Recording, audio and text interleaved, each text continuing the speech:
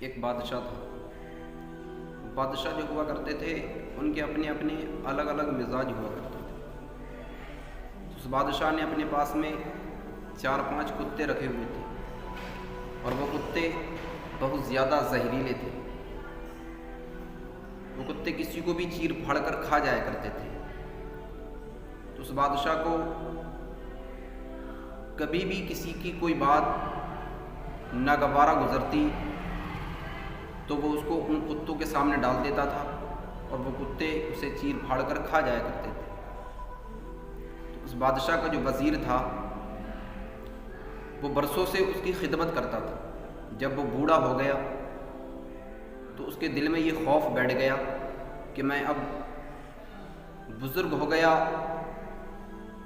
میں کمزور ہو گیا ہوں، اب مجھ سے بادشاہ کی ویسے خدمت نہیں ہوگی جیسے میں نے اس کی خدمت جوانی میں کی تھی۔ اب مجھ سے بھی کوئی غلطی ہو گئی تو یہ بادشاہ مجھے بھی کتوں کے سامنے ڈال دے گا۔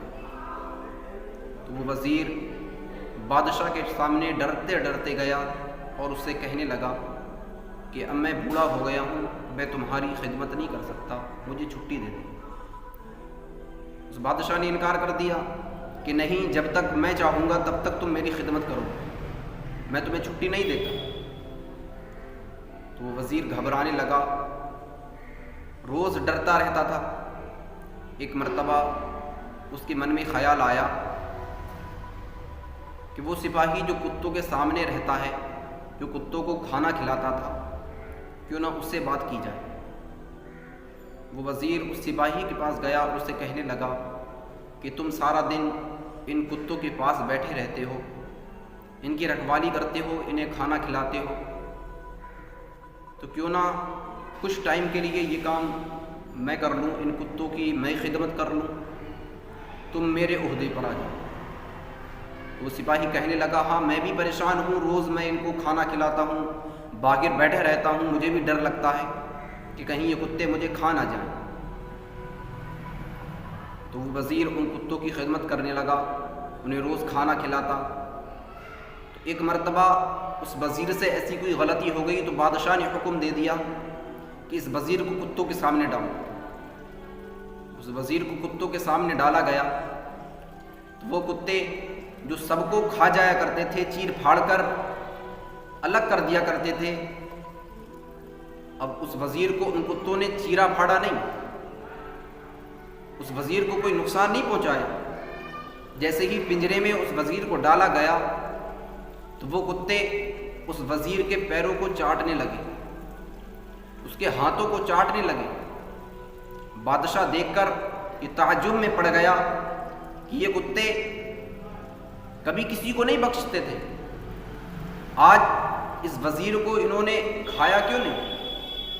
تو وہ وزیر بادشاہ سے کہنے لگا کہ میں نے تیری برسوں سے خدمت کی، تو نے مجھے کیا صلا دیا کہ آج ان کتوں کے سامنے ڈال دیا؟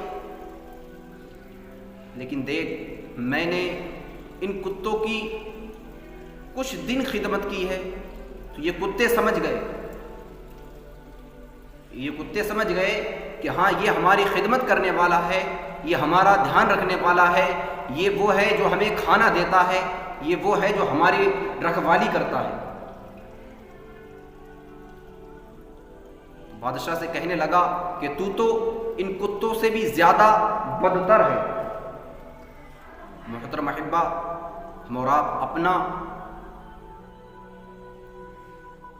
جائزہ لیں، یہ دیکھیں کہ کیا ہم اور آپ بھی اس بادشاہ کی طرح تو نہیں ہیں۔